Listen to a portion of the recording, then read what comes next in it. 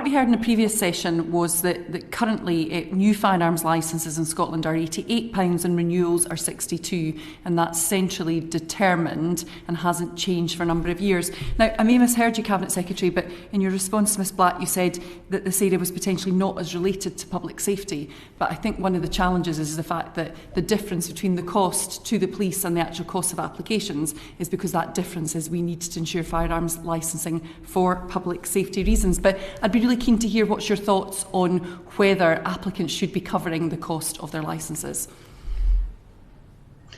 Well, I would suppose there's two different things at play. One being those that choose to do this because it's a recreational interest that they have, and perhaps those that are obliged to this because it's vital to the jobs, especially in rural communities. And you wouldn't want to unduly burden somebody who's trying to do something that was essential for their jobs.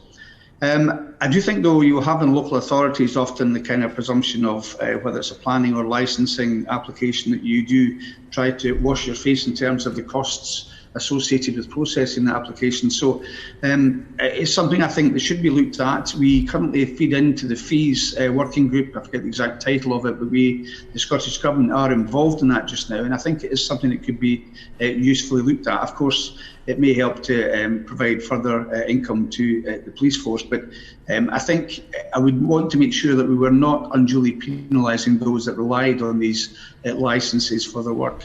Yeah, thank you very much, Cabinet Secretary. So can I ask, in the first instance, you would support an increase in fees generally, given that they haven't been uprated for some time? Would that be correct? Well, I'm happy to have it looked at. As I say, we're not the rule makers in relation to this, but we do participate.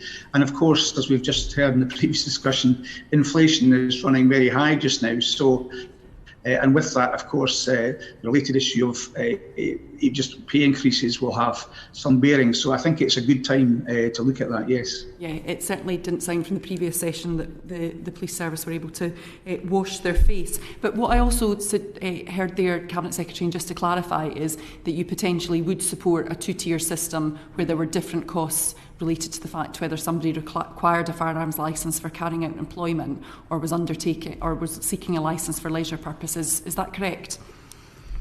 Yeah, I think we'd have to see and to contribute towards the detail of that, but in principle, yes.